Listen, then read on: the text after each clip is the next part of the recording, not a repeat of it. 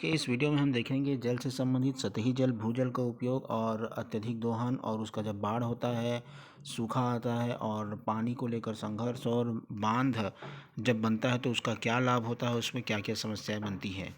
देखते हैं ये सतही जल और भूजल का उपयोग। सतही जल और भूजल का उपयोग जो है कितना ज़्यादा दोहन हम जो दोहन करते हैं क्यों करते हैं, कृषि का जब काम करते हैं, उद्योग का जब काम करते हैं, घरेलू उद्देश्यों की का कारण से, जैसे नहाना हो गया, खाना बनाना हो गया और भिन्न भिन्न प्रकार की मानवीय गतिविधियों के लिए, जैसे गाड़ी धोना है या घर हम जब कोई घर बनाते हैं उसके लिए प्रयोग करना है या किसी का कृषि कार्य के लिए प्रयोग करना है, तो इन सब के लिए हम क्या करते हैं, भूजल का प्रयोग करते हैं।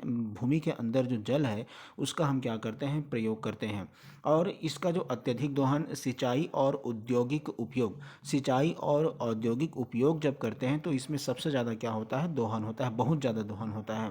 और इसमें अत्यधिक पंपिंग, जितना ज़्यादा हम पंपिंग का मतलब ये तात्पर्य है कि अंदर से जो पंप के माध्यम से हम पानी को लेते हैं मोटर के माध्यम से, और उन पंपों के माध्यम से जल की जो भृत्य होते हैं, उस भृत्य के माध्यम से हम क्या करते हैं, जल को पूरा खींच लेते हैं, जिससे क्या होता है, जल भृत्यों की कमी हो जाती है। मतलब जल का जो समूह है एक प्रकार का, उन भृत्यों की क्या हो जाती है, कमी हो जाती है, जिससे दीर्घकालिक जल की कमी और भूमि धसाव हो सकता है। अब भाई जल निकल गया, बार बार आप जल निकाल रहे हो तो वहाँ पर जल क्या हो जाएगा, कम हो जाएगा और लंबे समय तक वहाँ पर जल आपको नहीं मिलेगा और कम हो जाएगा।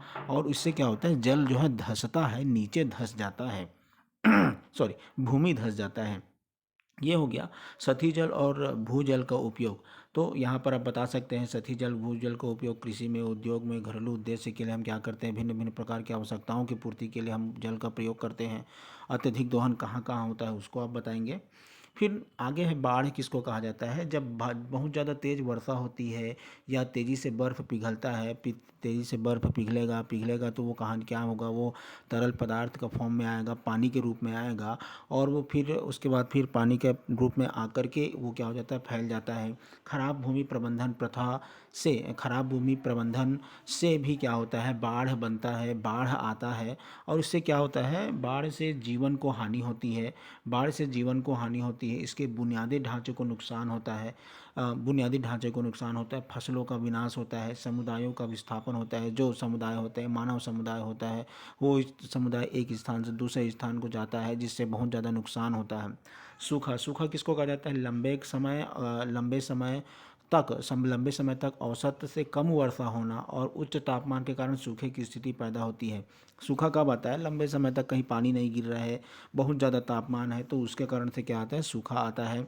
और इसका प्रभाव ये होता है, सूखे के कारण से प्रभावित क्षेत्रों में पानी की कमी हो जाती है। सूखा आएगा तो पानी का कम हो जाएगा, वो जो फसल होता था उस फसल में आने में कठिनाई होता है, फसल उत्पन्न नहीं होगा, जिसे फसल की विफलता के रूप में समझ सकते हैं। खाद्य में असुरक्षा आएगी, मतलब खाद्य की कमी होगी और जिसके कारण से आपको आर्थिक कठिनाई का क्या होगा, सामना करना पड़ेगा। तो ये सूखे के बाद फिर जल पर संघर्ष, आपको पता है जल पर भी संघर्ष होता है, राष्ट्रीय स्तर पर भी, अंतर्राज्यीय स्तर पर भी और अंतर्राष्ट्रीय स्तर पर भी। जब पड़ोसी देशों के बीच साझा जल संसाधनों पर विवाद होता है और तनाव होता है, जिसके कारण से संघर्ष की स्थिति उत्पन्न हो जाती है, तो इसको क्या कर सकते हैं, अंतर्राष्ट्रीय जल विवाद कर सकते हैं। ये इसको जल संघर्ष के रूप में समझ सकते हैं। जैसे सिंधु की नदी के बारे में जल विवाद होते रहता है ना, भारत और पाकिस्तान से संबंधित है ये। और अंतर्राज्यीय जल विवाद, जैसे किसी देश के भीतर विभिन्न जल राज्यों के बीच पानी के लिए प्रतिस्पर्धा होती है। पानी के आवंटन को लेकर के क्या होता है, उसके उपयोग को लेकर उसके अधिकार को लेकर के क्या होता है, वाद विवाद उत्पन्न होता है किन्हीं दो राज्यों में, जिसके कारण से एक प्रकार के संघर्ष की स्थिति उत्पन्न होती है। जैसे कि आप उड़ीसा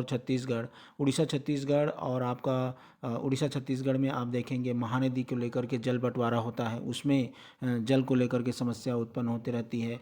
वैसे ही छत्तीसगढ़ और आंध्र प्रदेश को लेकर के एक गोदावरी नदी बहती है, उड़ीसा में भी बहती है, वो उसको भी लेकर के क्या होता है, विवाद उत्पन्न होता है। तो इस प्रकार से भिन्न भिन्न प्रकार के जल को लेकर के विवाद उत्पन्न होता है।